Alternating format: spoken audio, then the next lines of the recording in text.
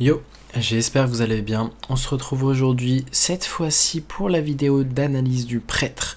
On va analyser ensemble toutes les classes de prêtres, toutes les cartes de prêtres qui partent, qui arrivent et les cartes qui vont rester tout simplement. On va voir un peu les cartes emblématiques de prêtres qui vont partir, hein, vont faire leur rotation tout simplement. Et voilà, le renouveau qu'on va avoir, les nouvelles synergies et notamment le corset qui va venir booster prêtre de manière assez folle parce que c'est des cartes qui ont été très broken à l'époque. Donc on va voir ça ensemble. Donc commençons par l'analyse des cartes qui vont partir de cette extension, donc les 3 dernières extensions.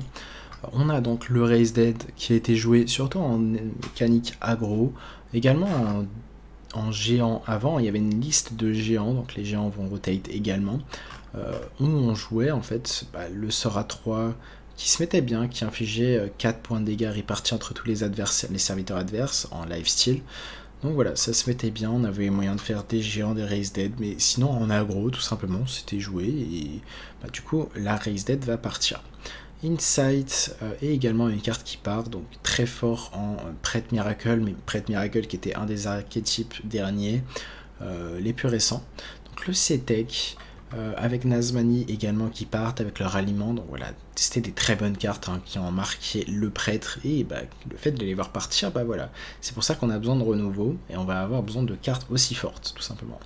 L'apothéosis qui part, le gift qui permettait de cibler le CETEC, faire des bêtises, et également en Boar Priest. Donc on m'a demandé si je pensais que le Boar Priest allait rester jouable. Avec Raise Dead qui part et le gift qui part, c'est possible déjà que le Boar part, donc le port part, il faut que je vérifie ça. Et puis voilà, donc le sort à 2, +2/+2 va partir également. L'apothéosis qui avait été nerf, pareil, c'était très fort avec Samuro, c'était vraiment la synergie broken. Wave of Apathy, c'était très fort avec Kabbalah Acolyte également. Le Palm Reading, une des cartes les plus fortes de Priest, du fait du cheat de mana que ça provoque, va partir. La Renew également, la création aléatoire, en fait ça va partir en fait. L'Hystérie va partir, le ralliement donc comme prévu. La 3-6 qui était jouée en prêtre un peu aggro. La Ilucia vraiment c'était la play de la méta pendant très moment avant qu'elle se fasse nerf et maintenant qu'elle devienne tout simplement plus jouable. La Dragon Studies pareil, c'était très joué en archétype un peu contrôle Highlander. Le Soul Mirror, une des meilleures AOE tout simplement de prêtre qui va partir. Le Skelette Dragon pareil, c'était joué un moment dans un archétype Highlander. Psychic Split, c'était une très bonne carte à découvrir. The Nameless One, c'était très bien contre Rattlegore par exemple, contre guerrier contrôle. Voilà, on a fait le tour des cartes qui vont partir. Maintenant on va s'intéresser aux cartes qui vont rester. Commençons par les cartes du corset. On a donc le Holy Smite qui va rester, qui est une très bonne carte. On a des cartes comme le Heal, on a Xyrella du coup qui va rester dans la méta, comme vous voyez, c'est pas une carte qui va partir. On a le Shadow Word of Death qui peut être deck et intéressant. Le Thrive in the Shadow qui est une très bonne carte de filtrage de deck.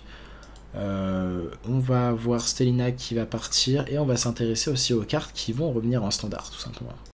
Donc pour ce qui est des cartes qui vont partir, on a donc ces cartes en bas à droite.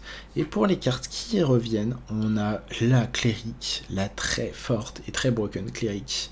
Le drop 1, le plus fort de la méta, enfin le plus fort on va dire de toutes les cartes qu'il y a eu, quasiment, dans le sens de cheat en mana, c'est sûrement une des cartes les plus broken qu'on pouvait avoir. Le Radiant Elemental qui permet de cheat en mana également. Avec Lyra, il y a potentiellement des choses à faire. Le Mur aux Ombres, pareil, très bonne carte. Le Draconic Coopérative, une de mes cartes préférées. Si vous avez un dragon en main, découvre une carte du deck adverse, tout simplement. Donc j'aimais beaucoup. Le Mur aux Ombres, pareil, répète toutes les cartes jouées par votre adversaire. Et enfin, le Light Bomb inflige des dégâts à tous les serviteurs équivalents à leur attaque. Donc voilà, on avait besoin d'AOE en prêtre, on a le Soul Mirror qui part, et voilà, on a de très très bonnes cartes qui reviennent. Donc voilà maintenant les cartes qui vont rester dans le set pendant un an. Donc on a les Desperate Prayer qui va être très bien avec Xyrella. Très bonne synergie. Gift of the Naru également, très bonne synergie. Une carte de filtrage de deck. La Cléric, pareil, une carte de filtrage de deck. 1-2 pour 1. Donc très bonne carte. Seek Guidance, donc la quête qui va rester évidemment. Shadow World Devour, pareil, une très bonne carte qui marchait très bien avec le C-Tech et qui va être très bien maintenant avec la Clérite, avec tout ce qui est le package qui revient dans le set fondamental tout simplement. La 1-3 dans l'archétype aggro avec la 5-6 qui reste, donc qui fait que votre pouvoir héroïque change et inflige 2 points de dégâts tout simplement si vous avez que des sorts Shadow. Donc les sorts Shadow, il y a ce sort qui reste, il y a également le sort A2 qui découvre un sort de votre deck qui va rester. On a Against the All Odds, pareil, qui est une AOE qui reste en soi. On a Xyrella, le héros, qui va rester. La Fortitude, qui est très forte, qui va être très forte en archétype de spell prêtre, tout simplement, avec la 2-3 élémentale et la clérique. L'élec qui va rester également, donc ça va être pas forcément une carte qu'on va directement jouer, mais qu'on peut potentiellement générer aléatoire. Mida qui va être une carte potentiellement dans un prêt de contrôle qui peut être jouée, vu qu'on joue toujours le sort A3 qui peut réinvoquer des serviteurs avec Râle d'Agonie mort en fait. Donc ça va être une carte qui peut faire son apparition maintenant que la méta OTK va se calmer. On a vraiment moins d'OTK qui vont être viables, voire peut-être plus du tout. Donc voilà, dans une méta plus calme, on peut voir ce genre de carte revenir. L'élémental 6-6, pareil, je vois ça dans un archétype quest potentiellement. Le guide à 5 de mana, pareil, dans un archétype quest, ou juste le fait de jouer des Râles d'Agonie et de piocher, donc un archétype peut-être un peu big, pourquoi pas. On a là un 4 qui était joué et qui peut être joué dans un archétype aggro. Le dragon 4-4 qui était joué dans un des derniers decks que j'ai joué, qui était le Boar Priest, le prêtre porc. Donc c'était très fort. Le sort A3, pareil, on peut imaginer un prêtre Kazakusan en soi. Donc voilà, ça pour piocher un serviteur, la pioche de serviteur on prend en prêtre. Si on joue peu de serviteurs, c'est pertinent. Le Devour Plague, c'est une bonne parfois à générer de manière aléatoire. Le Twilight Deceptor, c'est une très bonne carte de pioche, tout simplement. Donc voilà, dans l'archétype aggro, ça va être très pertinent. Défia Sleeper, si vous avez un sort de Shadow en main, inflige 2 points de dégâts, très bonne carte également. Condemn, inflige 2 points de dégâts si vous avez 5 mana et 3 si vous avez 10, sinon 1. Voilà, c'est une carte qui peut être ok à générer, même si on ne la joue plus directement dans nos decks. Bless, ça va être quelque chose de très pertinent maintenant que voilà, on a le retour de la 1-3 clérique, de la 2-3, de l'Ira, voilà, ça va être une très bonne carte également. Et voilà, on a le silence toujours qui est jouable et échangeable, donc très bonne carte. Et cette carte qui est jouable en quest prêt, tout simplement. Maintenant, regardons les cartes qui viennent, les nouvelles cartes donc, qui ont été créées pour cette extension, pour cette année de leader. On va voir, on a le sort à 0, Dredge, si c'est un sort, réduit son coût de 3. Donc c'est pas une carte que je voudrais jouer dans mon deck, à part pour synergiser peut-être avec l'Ira, tout simplement. Maintenant, on a cette carte, Green Squad. Cri de guerre, gagne +1/+1 pour chaque spell que vous avez joué pendant ce tour. Et là déjà, on commence à avoir un serviteur Naga qui est pertinent.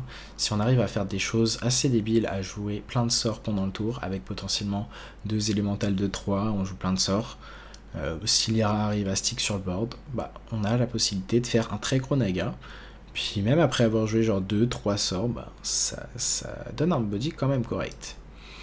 Maintenant, sort à 1, Whisper of the Deep, silence un serviteur allié. Ensuite, inflige des dégâts équivalents à son attaque randomly split donc entre tous les serviteurs adverses. En fait, la pertinence de ce silence va être qu'on a un drop 1 qui est une carte neutre. C'est une des synergies. On a également la 4-8 pour 3 de mana. Et ça va être des synergies très correctes pour permettre à votre serviteur d'attaquer tout simplement. Donc là, 4-3 pour 1 ne peut pas attaquer, mais voilà. Ça va être une synergie qui fait que voilà, sur le tour 2, imaginons, vous faites la curve, et vous avez la possibilité d'infliger des dégâts répartis entre tous les adversaires, sauf que vu qu'on est en early en général, il y aura pas beaucoup de serviteurs, donc il y aura juste de quoi les tuer, et voilà, on a une 4-3 qui pourra taper en plus de ça. Maintenant, le sort à 4. Silence un serviteur, ajoute une copie enfin on invoque une copie en plus. Ça met une carte au fond du deck qui est silence un serviteur et on invoque 2 copies. Donc l'avantage de cette carte c'est que ça peut silence un serviteur adverse. Et silence un serviteur adverse, c'est là que ça devient pertinent. Notamment je pense à Paladin et à d'autres cartes qui vraiment n'aiment pas de silence concrètement. On a le Whirlpool qui est une carte très pertinente et très intéressante. Vu qu'on sait que prêtre, l'archétype contrôle a de quoi être viable dans tous les cas, c'est l'essence même de prêtre d'être un petit peu contrôle. Détruit tous les serviteurs et toutes leurs copies où qu'elles soient. Et là, on peut vraiment faire le ménage contre certains decks un peu combo. Et voilà, c'est une carte très pertinente. Et voilà, j'ai hâte de voir le potentiel de cette carte. En pratique, ça va dépendre de la méta, évidemment.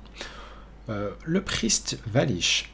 Cri de guerre, refresh un petit mana, donc un mana vide pour chaque spell que vous avez cast pendant ce tour.